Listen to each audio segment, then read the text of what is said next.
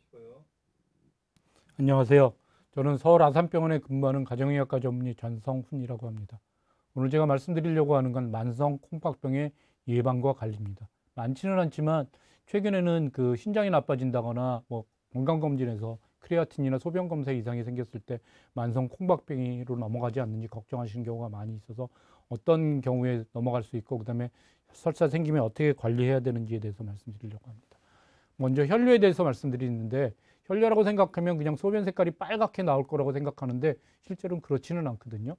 소변이 맑은 소변으로 나왔는데 혈류라고 생겼다고 하는 건 눈으로 보이지는 않지만 소변 현미경에서만 보이는 현미경적 혈류가 생겼을 때 맑은 소변이 있긴 하지만 그럴 때 혈류가 생길 수 있고요. 그다음에 소변 색깔이 붉게 되는 거는 유관적 혈류라고 해서 소변 그 혈류의 양이 좀 더 많아졌을 때 그렇게 생길 수 있고요. 그다음에 그것뿐만이 아니라 소변 색깔이 빨개지는 건 결핵약 중에서 리판핀이라고 하는 약을 먹었을 때 소변 색깔이 빨개지는 걸 볼 수 있고요. 근육이 분해되는 병이 생겼을 때도 붉은 소변이 나올 수 있습니다. 그다음에 이제 혈류를 원인을 검사해 보면 원인이 찾아지지 않는 경우도 있습니다. 그러면 혈류가 어디서 생기느냐? 혈류라고 하는 거는 소변이 신장에서 만들어져서 그다음에 방광을 통해서 전립선을 통해서 바깥으로 배출되는데 그 어느 단계에서도 문제가 생겼을 때 혈류가 생길 수 있습니다. 먼저 신장에서 생길 수 있는 사구체 신염, 신우신염, 신장암이 있다거나 다낭성 신정이라고 하는 거는 그 신장에 그 물혹이 생기는 건데 물혹이 아주 많이 생기는 그런 병이 있어요. 그랬을 때 생길 수 있고요. IgA 신증이라고 하는 경우에도 소변에서 혈류가 생길 수 있습니다. 그다음에 결석이 생겼을 때도 그 혈류가 생길 수 있고요. 그다음에 암이 생겼을 때도 요관암이 생겼을 때도 그 혈류가 생길 수 있습니다. 방광에서는 방광암, 방광염, 방광결석이 생겼을 때 그런 일이 생길 수 있고요. 전립선에서는 전립선 비대증에서 아주 드물긴 하지만 혈류가 생길 수 있고요. 전립선 암에서도 생길 수 있습니다. 혈류가 생겼을 때 우리가 제일 처음에 그 특징적인 두 가지가 응급실에서 많이 보게 되는데요. 첫 번째로는 굉장히 옆구리가 아파서 혈류가 있어서 오는 경우에는 굉장히 심한 통증으로 왔을 땐 결석인 경우가 많이 있으세요. 그래서 아주 심한 통증을 가지고 오기 때문에 그렇게 발견되는 경우가 있고요. 그 다음에는 방광암을 많이 볼 수 있습니다. 방광암은 담배 피는 남자분들한테 그 혈류가 생겼을 때 의사들이 제일 먼저 의심하는 건데 이거는 예방하는 건 담배 끊는 게 1번입니다. 그래서 담배를 많이 피는 나이 드신 남자분들이 방광암이 드물지 않게 생길 수 있으니까 그렇게 보셔야 하고요.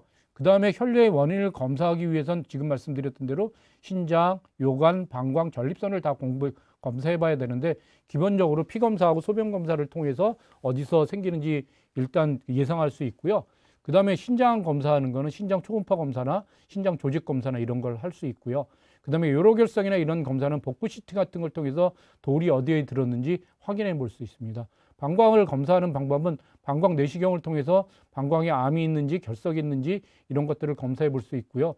그 다음에 전립선 암이 있다면 전립선 조직 검사를 한다거나 전립선 비대증은 뭐 항문에 손을 넣어서 검사한다거나 전립선 초음파를 한다거나 그렇게 하게 됩니다. 그래서 혈류를 검사한다는 게 사실은 간단하지는 않아요. 지금 말씀드린 것들은 여기서부터 여기까지 다 검사해 봐야 되니까 뭐 그 심장 초음파, 그다음에 복부 CT, 방광 내시경 이런 여러 가지 검사를 해서 문제가 없는지 확인해야 되고 특히 나이 든 남자들 같은 경우는 철저히 검사하게 됩니다.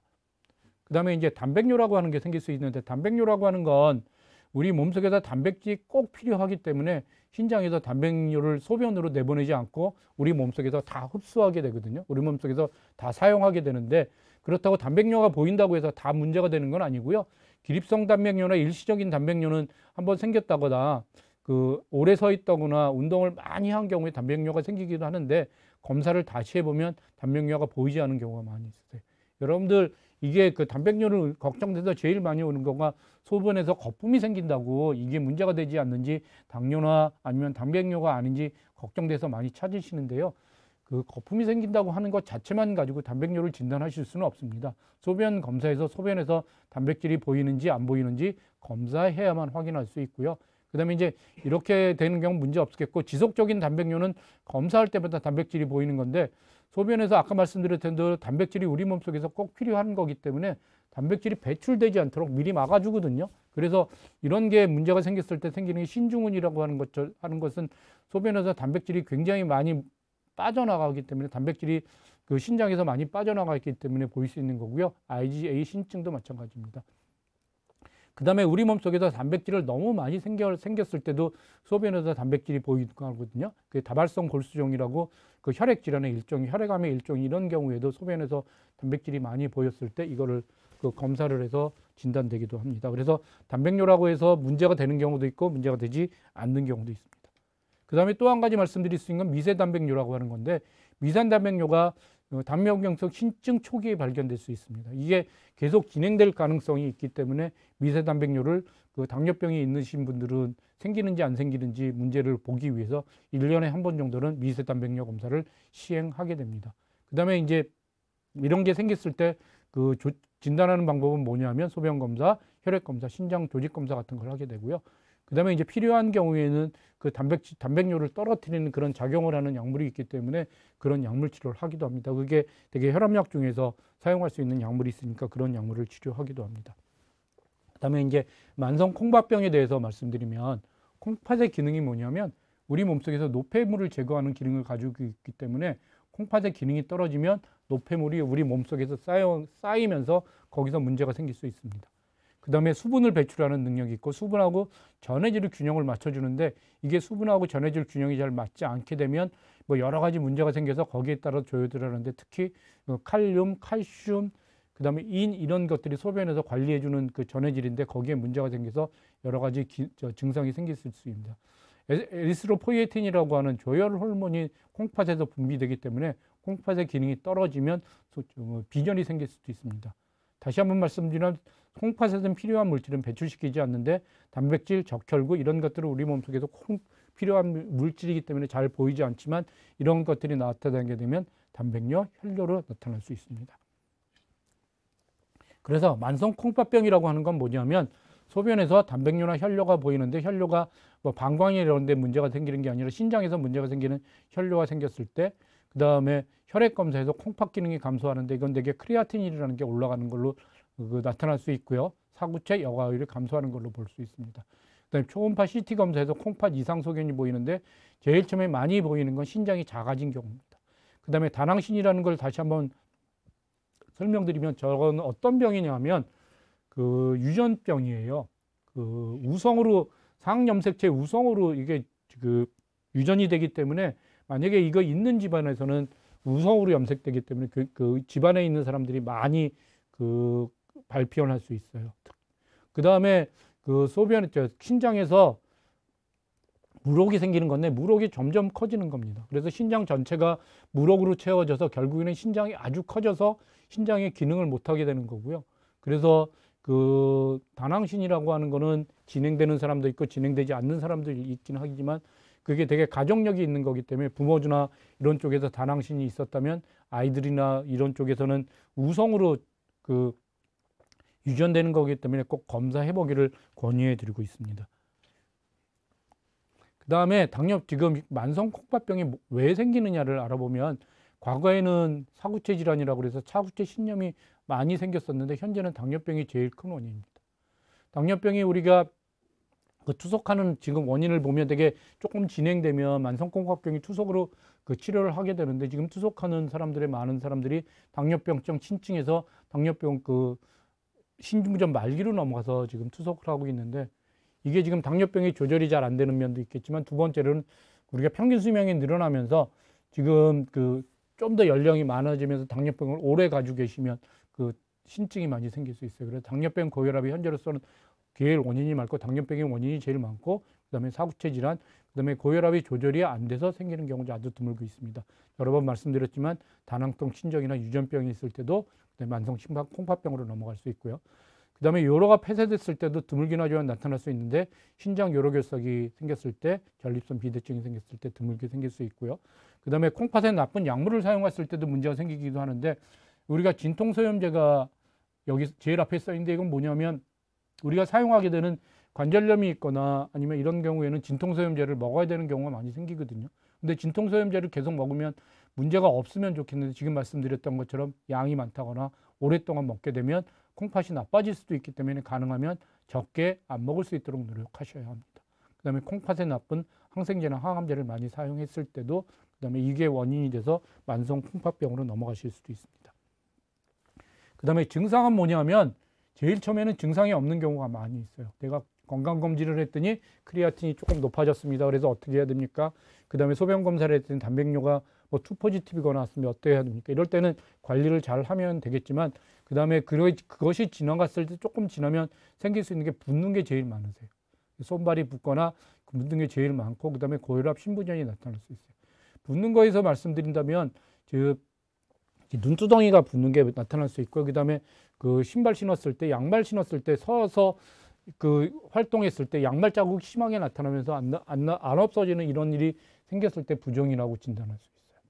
그 다음에 증상은 뭐냐면 요독증이라고 하는 건데 소변에서 단백질이 분해돼서 배출시켜야 되는데 이게 분출되지 못하면 요독증이라는 게 생기는 거고 그게 생긴다면 그다음에 무력감, 구역감, 구토, 가려움증 이런 게 굉장히 진행되게 됩니다. 그래서 이런 경우에 이런 것들을 치료하기 위해서 약물 치료를 하기도 하고요. 그 다음에 칼슘, 인, 칼륨 불균형이 생기면 먼저 칼슘 같은 게 생기면 근무력증이나 저림 같은 게 생길 수 있고요. 그 다음에 칼륨이 만약에 높게 되면 심장이 천천히 뛰거나 부정맥이 생기거나 아주 드물게는 심정지가 올 수도 있습니다. 그 다음에 빈혈이라고 하는 건 신장에서 만들어지는 그런 조혈 호르몬이 분비되지 않기 때문에 빈혈이 생길 수 있고 빈혈이 그런 경우에는 약물 치료가 아니라 빈혈 주사를 맞게 됩니다. 그러면 치료는 어떻게 해야 되느냐?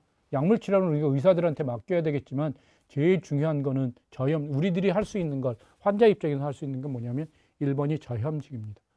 근데 저염식이 굉장히 어려운 게 뭐냐면 우리 한국 사람들은 그 굉장히 짜게 먹는데 그 짜게 먹는 음식 두 가지가 뭐냐면 국하고 김치예요. 근데 국하고 김치가 없으면 사실은 밥이 맛이 없어서 잘 못 먹거든요. 그래서 국하고 김치를 먹지 말아라 하면 사실 밥맛이 없어지는 거예요. 그렇지만 그걸 적응하시면 좋겠어요. 그래서 염분을 섭취하면 혈압이 높아지는 일이 생기고 그게 혈압이 높아지면 콩팥 기능이 악화되고요. 그다음에 만성 콩팥병 환자들은 염분 배선 능력이 없어서 그 몸속에서 그 염분이 쌓이게 되거든요. 그래서 그런 붓는다거나 그런 일이 생길 수 있으세요. 그래서 저염식을 하실 때는 주로 반찬에서 익숙해지도록 하시면 좋겠고 국이나 찌개 섭취를 줄이면 좋겠고 김치는 굉장히 짜지 않도록 먹는 게 중요하고요. 그 다음에 인스턴트 음식에 사실은 소금이 굉장히 많이 들어요. 맛있는 음식의 특징이 뭐냐면 달고 짠 거거든요. 간이 맞지 않으면 사실 음식이 맛이 없기 때문에 우리가 외식이나 인스턴트 식품은 굉장히 짜게 나오는 겁니다. 그래서 그런 음식을 먹지 않도록 주의하시는 게 저염식을 위해서 굉장히 잘 관리하셔야 하는 측면입니다. 그 다음에 제가 말씀드렸던 대로 단백질이라고 하는 것이 신장에 굉장히 나쁜 영향을 미치거든요. 근데 또 아이러니한 건 뭐냐면 단백질은 우리 몸속에서 꼭 필요하기 때문에 또 안 먹으면 안 돼요. 단백질이 떨어지면 여러 가지 문제가 생길 수 있기 때문에 단백질을 꼭 필요한 만큼은 먹으면서 많이 먹으면 안 되는 그런 말씀을 드립니다. 단백질은 몸 안에서 요독이라는 노폐물을 생산하고 이 요독은 신장을 통해서만 배출되는 거고요. 그래서 단백질을 많이 섭취하면 콩팥에 부담이 됩니다. 그래서 지나친 단백질 섭취를 줄이라고 말씀드리는 겁니다. 그래서 여러분들 지금 다이어트 하면서 고탄 저지라고 해서 지금 탄수화물을 적게 먹고 그다음에 지방이 많이 들은 걸 먹으면 심지어는 완전히 단백질만 먹는 경우도 있거든요. 장기적으로는 그렇게 많이 먹었을 때 신장에 나쁜 영향을 미칠 수도 있을 거라고 우려하는 그런 포인트가 여기입니다. 그래서 단백질은 꼭 필요하기 때문에 먹긴 해야 되겠지만 지나치게 먹는 거는 신장에 부담을 줄 수 있다는 말씀을 드립니다. 그 다음에 칼륨, 원소 기호는 K라고 하는 건데요. 이게 뭐냐면 우리 몸속에서 꼭 필요한 물질이긴 한데 그러니까 콩팥 기능이 저하질 때는 칼륨이 높아지면 혈압을 떨어지는 역할을 하는데 콩팥병이 생기면 칼륨이 잘 나가지 않아요. 칼륨이 많이 들어가면 근육이 힘이 없어지고 부정맥, 그 다음에 심정지가 생길 수도 있어요. 우리 칼륨이 어디 많이 들어있냐면 바나나에 많이 들어있거든요. 경련이 생겨요. 사실은 저게 부족하면. 그래서 여러분들 골프 중계 많이 보면 골프 선수들이 제일 많이 먹는 음식이 사실은 바나나거든요. 칼륨이 떨어뜨리지 않기 위해서 바나나를 많이 먹는데 정상인 사람에는 저게 많아도 안 되고 적어도 안 돼요. 어쨌거나 그렇게 신선한 과일과 채소에 많이 들어있어요. 문제가 없는 사람들은 이걸 마음껏 먹고 신선한 과일이나 채소가 우리 몸속에 좋은 걸로 생각하기 때문에 많이 먹을 수도 있는데 칼륨을 우리가 해야 되면 어떻게 떨어뜨릴 수 있냐면 물속에 채소나 이런 것들을 2시간 이상 담가놓고 조리해야 되니까 굉장히 어려움이 생깁니다. 그래서 신장병을 가지고 만성 콩팥병을 가지고 계신 분들이 그 식이요법을 하면 참 어려운 게 뭐냐면 그 나트륨 떨어뜨려야 되고 저염시켜야 되고 칼륨 떨어뜨리는 그런 거를 해야 되기 때문에 어렵긴 하지만 잘 적응해서 잘 치료하시도록 그렇게 해주시면 좋겠습니다. 이게 지금 그 보여드리는 그림은 뭐냐면 첫 번째로 나트륨, 이건 저염식에 관련된 얘기고요. 칼륨 제가 말씀드렸고, 크레아틴인은 우리 몸속에 신장의 기능을 나타내는 그런 그 물질입니다. 우리가 그 콩팥이 남아있는 정상이 이 정상 범위에 들었을 때 50% 떨어질 때까지는 증상이 없을 뿐만더러 그 다음에 검사에도 나타나지 않아요. 이게 제일 어려운 점이에요. 50% 정도 나빠져야 신장에서 비록 피검사에서 나타나는 거고, 그 다음에 25% 가까이 없어져야 칼륨이 나타나는 거예요. 나트륨이라는 거 하는 건 우리 몸속에서 굉장히 중요한 물질이기 때문에 콩팥 기능이 암만 나빠져도 떨어지지 않아요. 그래서 나트륨을 떨어뜨리기 위해서 우리가 노력해야 되는 게 싱겁게 먹는 거, 저염식을 해야 되는 거고요. 그 다음에 이제 이 정도 지나서 그 크레아틴이 조금 올라가고 붓고 이런 일이 생기면 먼저 저염식을 시작하게 되고요. 조금 더 지나서 조금 나빠지는 일이 생기면 이제 칼륨이 높아지니까 칼륨을 떨어뜨리는 뭐 그 약물이 있으니까 약물 같은 걸 쓰다가 그것도 잘 안 되거나 잘 조절이 안 되면 결국에는 식사 조절을 해야 되는데, 식사 조절은 채소에 많이 들어있으니까 채소를 식사하기 전에 2시간 동안 물속에 담아서 칼륨을 빼내고 그 다음에 조리해야 되는 그런 절차를 밟게 됩니다. 그 다음에 이제 크레아틴이라고 하는 거는 신장의 기능을 나타내는 그런 그 물질인데, 이게 제일 어려운 점이 뭐냐면 여기까지 천천히 나빠지다 일단 나빠지기 시작하면 너무 급격하게 나빠지는 거예요. 그래서 이 시기에 찾아서 잘 이 시기가 이렇게 늦어지도록 관리를 해야 되는 거고, 조금 올라가서 되게 여기에서 발견되는데, 여기에서 발견되면 신장 기능이 빨리 나빠지는 것을 경험할 수 있다는 게 신장병의 굉장히 어려운 그 치료의 어려움입니다. 그 다음에 이제 우리 소변에서 신장에서 하는 기능 중에 하나가 그 수분을 조절하는 거라고 말씀드렸는데, 수분을 조절하는 거는 그 우리 소변을 그 수분이나 전해질을 조절하는 능력이 떨어지게 되거든요. 그래서 소변량이 떨어지게 돼요. 그러면 소변량이 떨어지면 우리가 하려고 하는 거는 물을 많이 먹게 되는 거거든요. 물을 많이 먹어서 소변량을 늘려야지 이렇게 생각할 수 있어요. 그러면 어떻게 되냐면 소변량이 떨어지면서 물을 많이 먹으면 쉽게 얘기하면 우리가 물속에 빠지는 일이 생기는 거예요. 물속에 빠지는 일은 뭐냐면 이게 폐에 물이 차가지고 숨차서 그 움직이지 못한다거나 심부전에 빠진다거나 이런 심각한 일이 생길 수 있어요. 그래서 이제 맨 처음에는 그런 걸 경험하게 되면 두 번째로는 이제 물을 안 먹게 돼요. 물을 먹지 말아야지. 소변량이 떨어지니까 물을 먹지 말아야지. 그러면 저 나트륨 혈증하고 탈수하고 어느 게 더 나쁘냐? 탈수가 훨씬 나쁘세요. 탈수가 생겼을 때 콩팥이 제일 빨리 나빠져요. 그래서 이게 좀 어렵긴 한데, 탈수라고 하는 건 뭐냐면 우리 몸속에서 목마르거나 이런 것들로 나타날 수 있고 뭐 여러 가지로 나타날 수 있는데, 물을 적절하게 마시는 게 중요하세요. 그래서 소변량이 물을 많이 먹어도 되지 않겠지만 탈수는 피하면서 그 조절을 할 수 있도록 그렇게 관리를 잘 하시도록 하셔야 됩니다. 그래서 물을 많이 먹는 것만 피한다면 뭐 그 탈수는 피할 수 있을 것 같고요. 물을 많이 먹는 게 결코 그 콩팥이 나빠졌을 때 그 좋은 게 아니라는 거 첫 번째로 말씀드릴 수 있고, 그다음에 연세 드신 분들 중에서 싱겁게 먹는다고 아주 극도로 싱겁게 먹게 되면 정상적으로 물을 먹는다 하더라도 그 저 나트륨 혈증에 빠지기도 해요. 그래서 그것도 조심하시도록 그렇게 하시면 좋겠습니다. 그 다음에 술, 담배 끊는 게 중요하다고 말씀드릴 수 있는데요. 술, 담배는 지금 그 담배를 피게 되면 혈관의 수축으로 혈압이 올라가고, 그 다음에 그거는 콩팥으로 가는 혈액량이 감소되고요. 그 다음에 음주는 혈압을 올리고 단백뇨가 증가하는 그런 일이 생길 수 있고요. 그 다음에 흡연과 음주를 함께하면 만성 콩팥병의 그 위험성이 4.9배 증가하는 걸로 알려져 있습니다.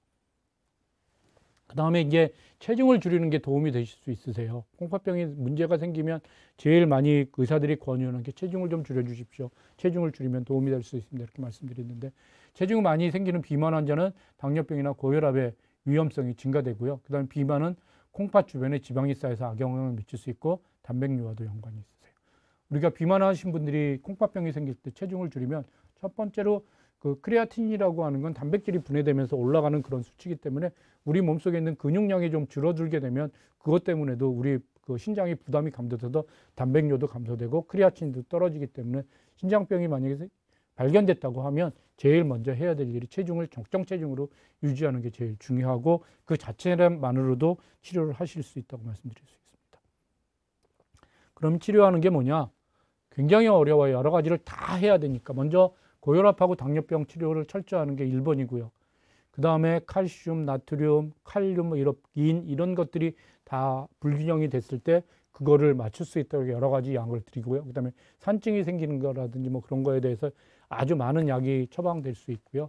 그 다음에 빈혈이 생긴다면 빈혈 주사를 처방해서 그 주사를 맞기도 합니다.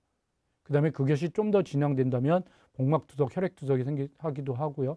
그 다음에 신장 이식을 해야 되는 단계로 넘어가실 수도 있습니다. 그래서 고혈압과 당뇨병의 꾸준한 치료는 뭐냐면 고혈압, 당뇨병이 만성 콩팥병의 가장 큰 원인이니까 약을 규칙적으로 먹는 게 무엇보다 중요하세요. 고혈압을 철저하게 조절하는 게 중요하고 콩팥 기능이 떨어지면 인슐린이 잘 사용되지 않기 때문에 그 저혈당의 위험성이 증가하고요. 그다음에 심한 운동은 아니겠지만 중등도의 운동 이상의 운동은 규칙적으로 하는 게 중요하십니다. 그리고 이제 마지막으로 말씀드릴 건 뭐냐면 우리가 병원에 와서 할 일이 뭐냐면 정기적으로 단백뇨하고 신장 기능이 없는지 혈액 검사를 2, 3개월마다 되게 한번 하게 될 거고요. 그다음에 정기적인 검사를 통해서 내가 상태가 어떤지 따라서 그 상태에 따라서 치료하는 게 굉장히 중요합니다. 그다음에 필요한 약만 복용하는 게 제일 드리고 싶은 말씀이고요. 콩팥으로 약물을 배설할 수 있는 기관이니까 어떤 것이 되게 약물은 그 신장하고 간을 통해서 배설되거든요. 그래서 신장이나 간에 그 부담을 주게 되는데 불필요한 약제, 특히 건강보조식품은 신장에 부담을 주는 게 있고요. 그다음에 진통소염제, 항상제, 그다음에 그 CT나 MRI 검사할 때 쓰는 조영제가 신장에 나쁜 영향을 미칠 수도 있어요. 그래서 그런 것들을 뭐 미리 필요할 때만 검사를 하겠지만 그런 면이 있다는 걸 알아주시면 좋겠어요. 그래서 이제 결론적으로 말씀드리냐면 뭐냐면 신장이 굉장히 치료하기 어려운 병이라는 게 말씀드리고 싶고요. 그 다음에 그렇다고 생기는 거를 뭐 포기하면 안 되는 거고요. 포기하지 않고 잘 치료했으면 좋겠고, 그 다음에 신장에 나쁜 두 가지가 뭐냐면 고혈압하고 단백질이니까 고혈압, 단백질을 철저하게 조절하는 게 중요한 거고요. 그 다음에 이런 일이 생겼을 때 제일 많은 원인이 뭐냐면 현재로서는 당뇨병이 제일 많은 원인을 차지하고 있으니까 이런 일이 생기기 전에 당뇨병을 철저하게 조절하는 게 굉장히 중요한 일입니다. 그래서 당뇨병을 철저하게 조절하고 그 다음에 혹시 생겼다고 하면 고혈압 철저하게 조절하는 거고, 그 다음에 아까 그림에서 보여드린 것처럼 이게 진행되면 진행될수록 식이요법에 굉장히 많은 어려움을 겪게 되잖아요. 먼저 나트륨을 떨어뜨리기 위해서 저염식을 해야 되고, 그 다음에 단백질이 우리 몸속에 나쁜 영향을 떨어뜨리기 때문에 그 단백질을 적게 먹어야 되고, 그 다음에 좀 더 진행되면 칼륨을 떨어뜨리기 위해서 여러 가지 뭐 채소를 물속에 넣고 식사를 하거나 이런 일이 생기는데, 그런 것들을 어려워하지 마시고, 사실 이게 치료가 되는 병이니까, 치료가 되지 않는 그런 병은 아니니까 어렵긴 하지만 잘 관리해서 극복하시도록 그렇게 신경 써 주시면 좋겠습니다. 이것으로 마치겠습니다. 감사합니다.